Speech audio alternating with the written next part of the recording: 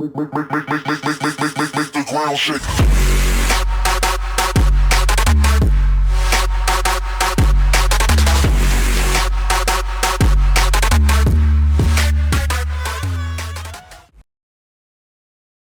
Hello everyone and welcome to another tank review.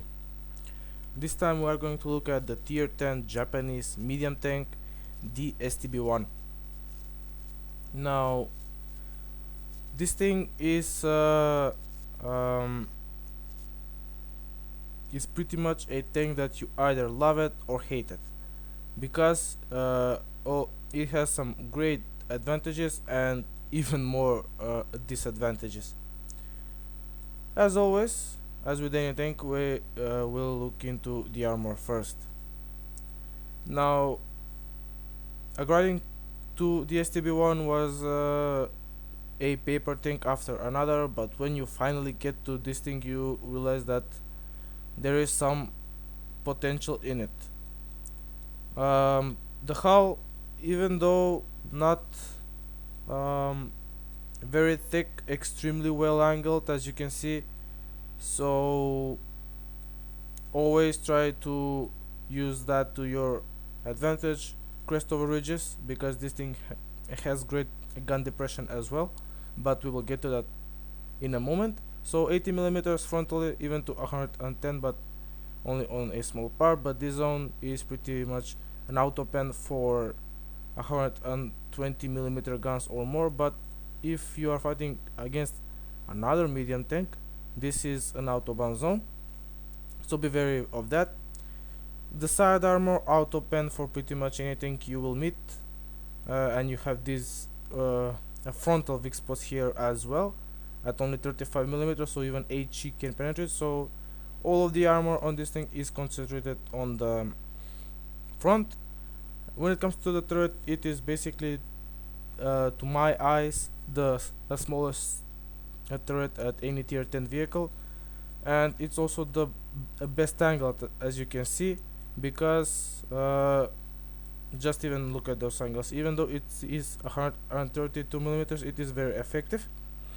Plus, when you use your gun depression of 10 degrees, as we are so to say now, the turret hatch is negated. These zones here are penetratable, but not by much, so be wary of that. And as I said, this zone, because we cannot get the tank further down than this position, this zone gets an auto bounce angle, although the driver's head is an obvious weak spot right here. So overall, the armor works only frontally, and the more you use your gun depression, the better, because the side is only 35, 67 on the turret, and the rear is even worse. So always keep your tank towards the target, because if you do get flanked, you will get wrecked in bits. Now let's get into the soft stats of this vehicle. The gun is a bag of mixed emotions. I mean, 258 penetration is not the best, but it is manageable. 390 alpha, a pretty standard for a 105 mil gun. The DPM, the best DPM of any 105 in the game, and only beaten by the Object 430, but that has even worse gun handling than this thing, believe it or not. The shell velocity is pretty alright as well. The view range is one thing that this thing has, 410 meters, so that means you can spot your enemies greatly. And the camo ratings are pretty alright, as you can see right here, only slightly worse than the FV4202. Now this is where the STB-1 gets completely ruined. 0.36 accuracy and 2.3 second aim time are something that really should not be on a 105 mil gun at tier 10, but it is. the dispersion also is pretty horrid, especially as you can see here when full turret traversing, it's miles worse than the AV4202, and the elevation is pretty bad as well, but they do share the same gun depression as the British tier 10 medium. The track traverse and the turret traverse are pretty alright for the tier. Engine power 750 horsepower, which is alright, and 20 horsepower per ton, which seems like this thing can really shift around the battlefield, but it can't, since these soft stats aren't the best. Really, the top speed 53 is manageable, is not so devastating as the 40 km/h top speed on the AV4202, which is the biggest disadvantage of that thing in my opinion. But all in all, it's pretty alright, and 1950 hit points, which is pretty standard for a tier 10 medium. As always, let's take a look into what equipment and crew skills you should use. For equipment, a pretty standard layout. A gun rammer and a verstop are a must, as pretty much on anything that can mount both of them. For the third slot, either vents or optics. Vents if you are really unhappy with the how the gun behaves. I pretty much sort of deal with it and go with optics because it has a pretty nice base view range, and if you mount contour optics, you will pretty much spot everything before it spots you back, combined with your great camera rating. As I said, this tank doesn't get set on fire frontally, so an automatic fire extinguisher is not a must. You can go with onigiri, but you get armor racked pretty much from the front, so I would go to that extent to go with a large repair kit and a small repair kit. But I just let's safe and go with my usual setup of fire extinguisher, repair kit, and first aid kit. For crew skills, brothers in arms is really helpful to help to get down the aim time and to help with the bad dispersion. Camo really helps, but I would as I said, this thing is not a sniper, so don't prioritize it. Go 50% repairs, 50% camo. 6 cents a pretty must on any tank, and after that you can go with situational awareness. For the gunner, snapshot a must, because this thing has horrible dispersion when it rotates its turret, so be wary of that. After that, data is pretty useful as well. For the driver, smooth ride also pretty useful. After that, off-road driving because of the bad soft stats, and a safe storage is a must, because as I said previously, this thing does get ammo racked frontally. And after that you can go with whatever you please. So all in all, keep your front always to the enemy if you want your armor to have a slight chance of pulling off a bounce. And I think that was enough for spreadsheet reading, and let's get into some battles. And off we go with the game. It's a standard battle on highway. I am platooned up with like the way you move, who is in his E50M, and Zlata in his FV4002, and you can clearly see the difference the um, top speed makes. The E50 has a higher top speed than the STB, but not by much. But look at the FV, how much it falls behind, even though it has that great acceleration. When it comes to taking early advantages positions, it really struggles. They have a medium platoon as well, so if we take care of that, we should be fine, I guess. And immediately, like the way you move, gets focused down by everyone on the enemy team, which is a nice change for me, to be honest. He puts a shot into the CDC and I take him out, and uh, that is pretty okay start for us, even though my body in the E50M took a lot of damage.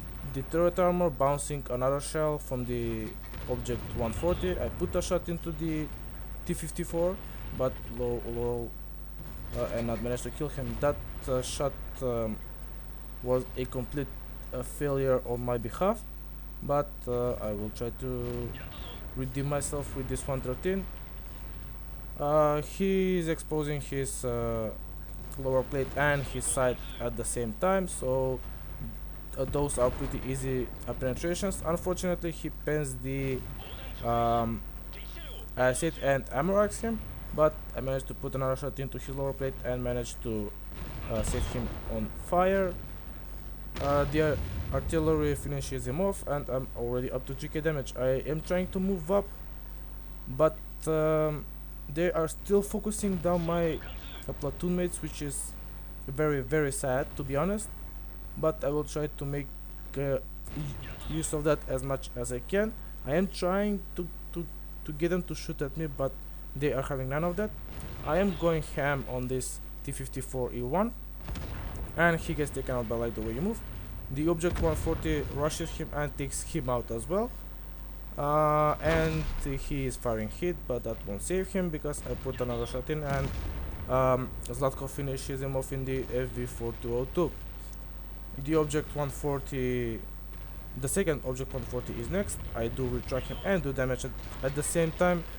Zlatko puts another shot in and I finish him off. Already up to 5.4k damage, and artillery takes out my body because it's fair and balanced. But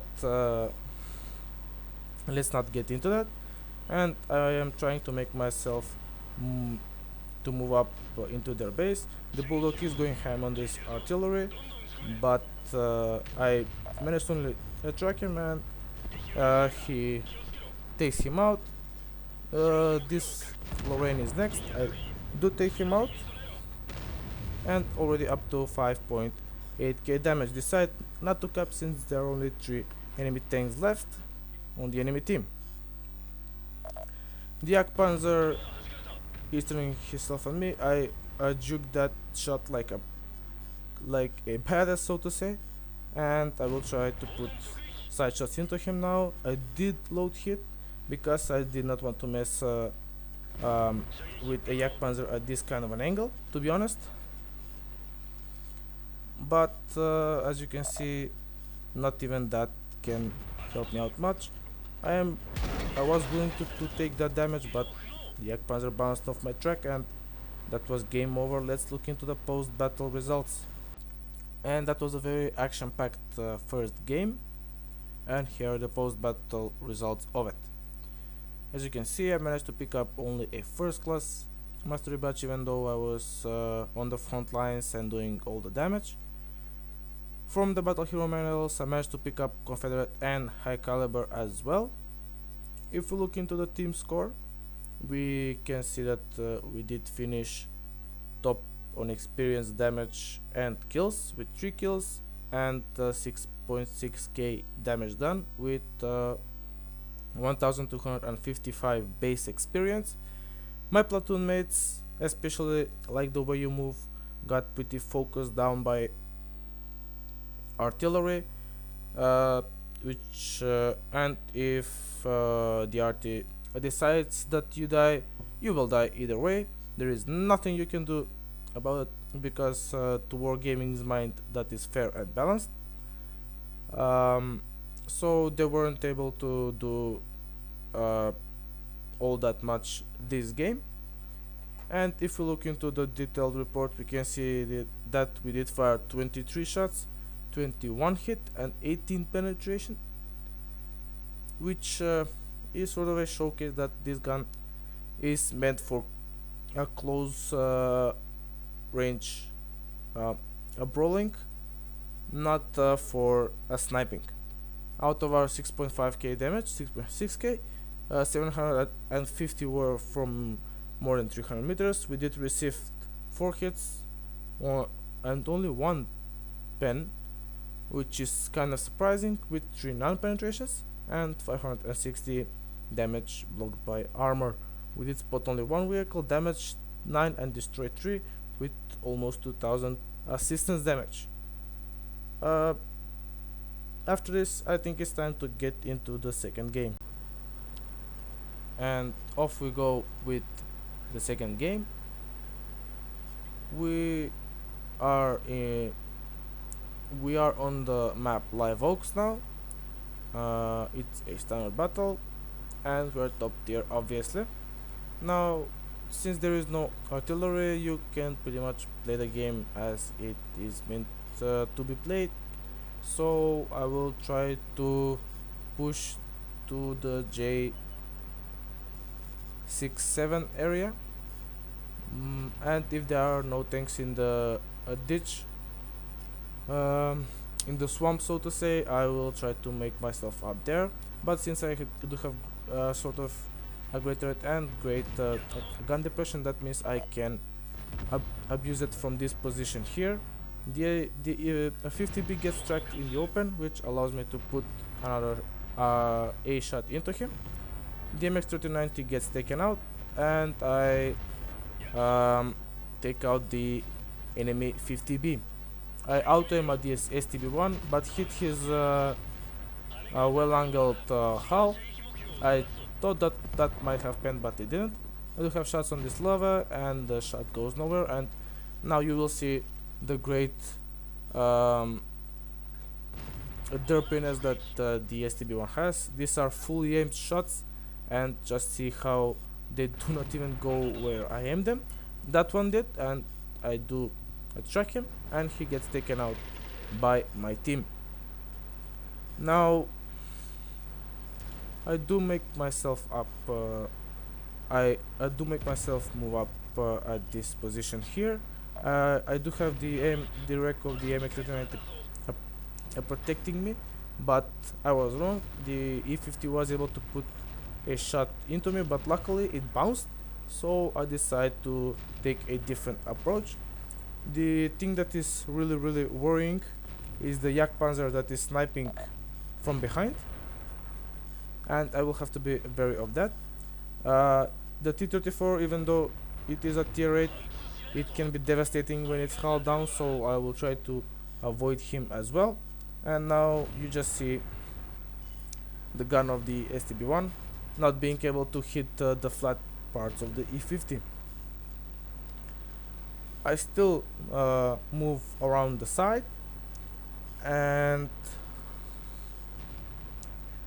now I do have shots on this Tiger, and I decided it's time to finish this game as quickly as possible, because I thought that the city might need our help, but I was wrong. It didn't.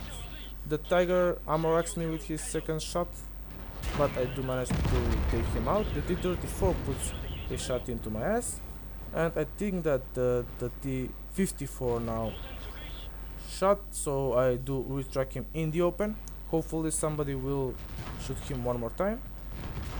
I do take him out, but unfortunately the T-34 puts a shot into me, which puts me in a one-shot range for pretty much all of the tanks that are down there. The Jagdpanzer is showing me his lower plate, and I am able to damage him right there. I do bounce off the T-34, and him is able to bounce off me, and this is STB gun 101, you can see that all of these sniping shots, none of them hit because reasons. Even that shot on the T-34 side of the turret didn't manage to pen. Full aim shot on the lower glacis hits his upper glacis. Luckily, now I realize that he is AFK, so I can help the T-54 with the T-34. I do put a third shot into the T-34, and the T-54 manages to take him out, and already up to 4.2k damage, which means that this thing can really wrap up the damage if it can penetrate its shots. There is no sign of the Waffle E100, so I move up, and as I move up, I realize that apart from the T-71, I am a one shot for pretty much anything.